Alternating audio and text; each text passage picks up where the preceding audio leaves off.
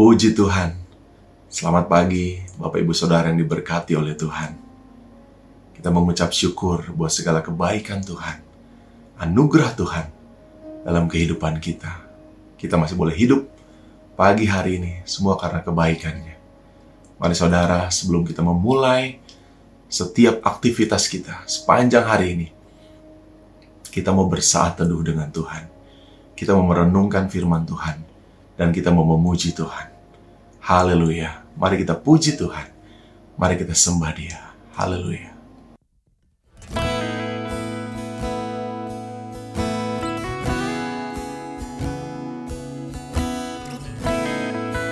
Sungguh Engkaulah Tuhan, permata hati kami. Dengan segenap hati dan jiwaku, ku datang padamu dalam kerinduan. Kasih-Mu yang sanggup mengubahku dan menguatkanku dalam pengharapan.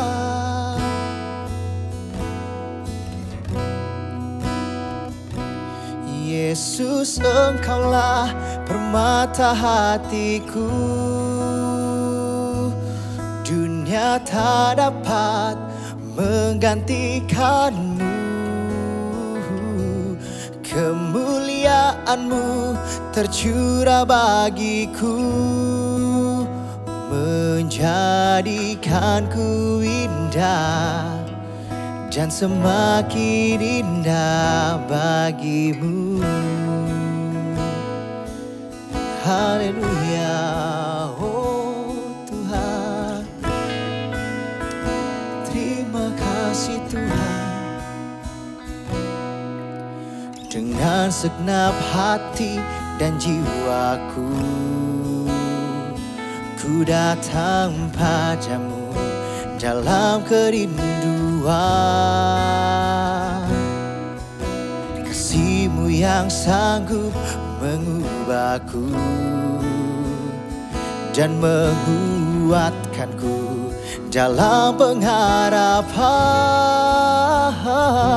Yesus, Engkaulah permata hatiku. Dunia tak dapat menggantikan-Mu. Kemuliaan-Mu tercurah bagiku, menjadikanku indah dan semakin indah bagi-Mu.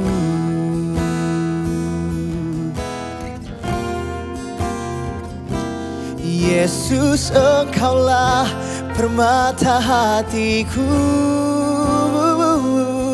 Dunia tak dapat menggantikanku.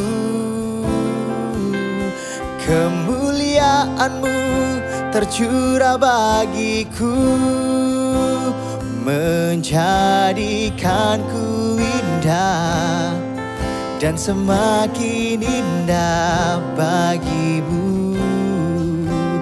Menjadikanku indah dan semakin indah bagi-Mu. Menjadikanku indah dan semakin indah bagi-Mu.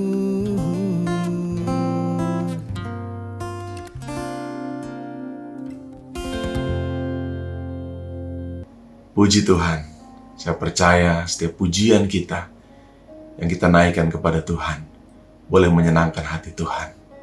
Mari saudara, siapkan hatimu untuk kita mendengar firman Tuhan yang ajaib dan berkuasa. Kita berdoa. Bapa yang baik, kami mengucap syukur di hari yang indah ini Tuhan. Kami boleh kembali bersekutu dengan Engkau, Tuhan Yesus Kristus, Allah kami yang ajaib, Allah kami yang luar biasa. Tuhan, pimpinlah langkah hidup kami sepanjang hari ini. Karena itu kami perlu firman-Mu untuk menerangi kami Tuhan, untuk memimpin setiap langkah hidup kami sepanjang hari ini. Terpujilah nama Tuhan. Dalam nama Yesus, kami siap untuk dengar firman-Mu. Haleluya. Amin.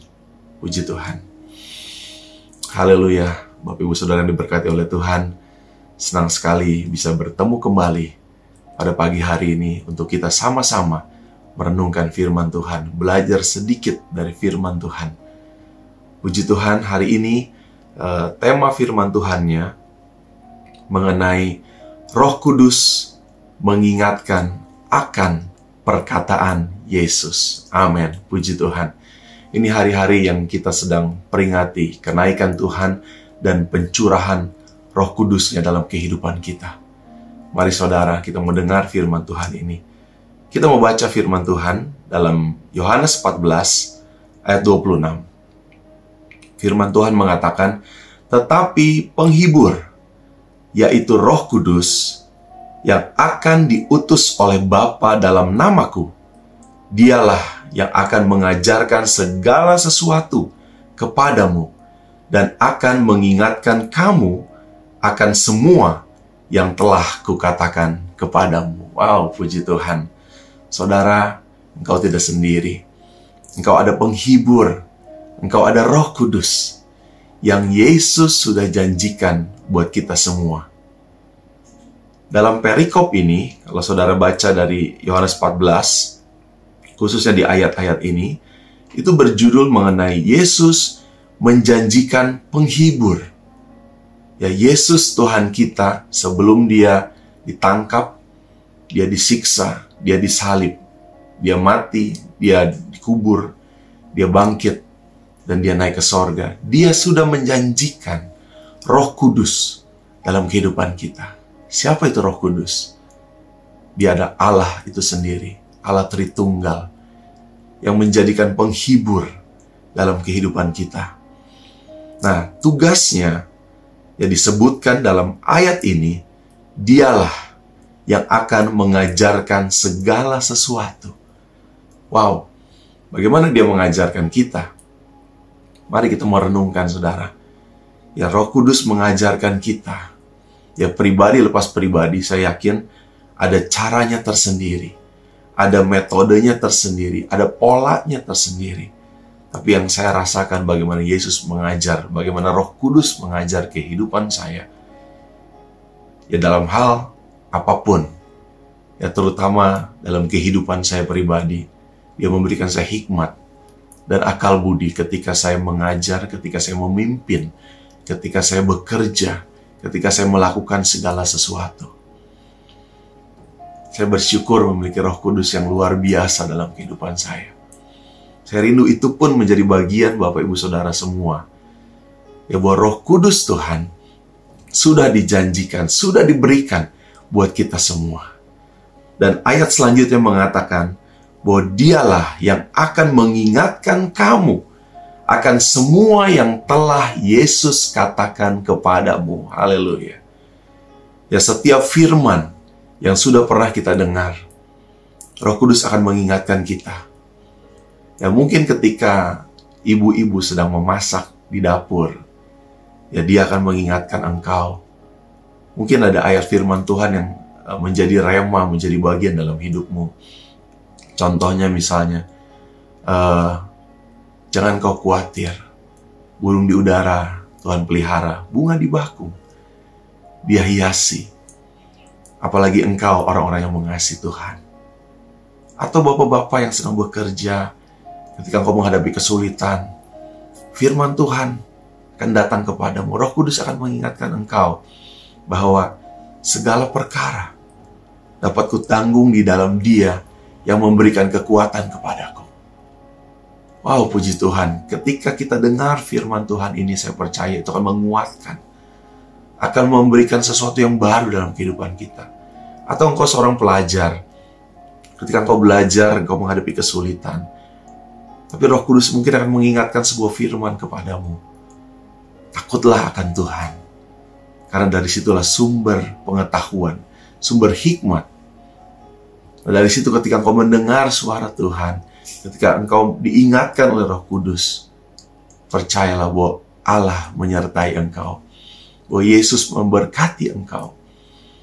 Juga dalam pelayanan kita, anak-anak Tuhan, dan Roh Kudus akan mengingatkan kita akan setiap firman, akan setiap kekuatan yang pernah dikatakan oleh Yesus melalui firman Tuhan yang kita dengar dan kita baca. Dan di sini dikatakan bahwa semua, jadi Roh Kudus itu akan mengingatkan semua yang telah Yesus katakan kepada kita. Bukan hanya sebagian, bukan hanya separuh, tapi semua firman. Dan dia sanggup mengerjakan, melakukan itu semua.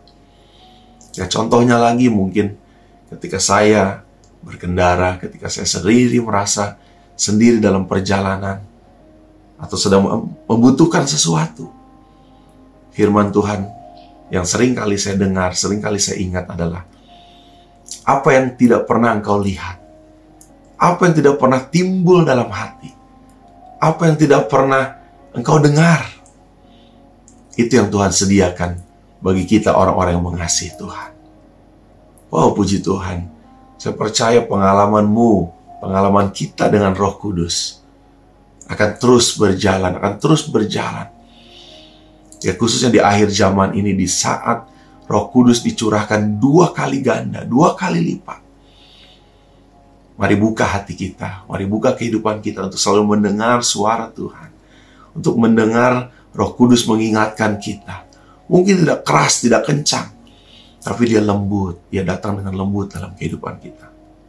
Nah, dalam pelayanan kita, khususnya anak-anak Tuhan, ya khususnya saya mengingatkan buat teman-teman yang mungkin masih baru dalam pelayanan. Mungkin kita kadang merasa jenuh, merasa jemu, merasa bosan, merasa takut, merasa tidak mampu. Berdoalah kepada Roh Kudus, mintalah kepada Roh Kudus. Dia akan mengajarkan segala sesuatu. Dia akan mengingatkan engkau akan segala sesuatu yang sudah pernah Yesus ajarkan, yang sudah pernah engkau dengar melalui firman Tuhan dalam kehidupan kita. Jadi maju terus. Jadi terus melayani Tuhan. Terus kita mau mengingat kepada kebaikan-kebaikan Tuhan. Dalam Yohanes 14 ayat 17 mengatakan, yaitu Roh kebenaran. Dunia tidak dapat menerima Dia. Sebab dunia tidak melihat Dia dan tidak mengenal Dia. Tetapi kamu mengenal Dia, sebab Ia menyertai kamu dan akan diam di dalam kamu. Wow, puji nama Tuhan. Roh Kudus akan menyertai.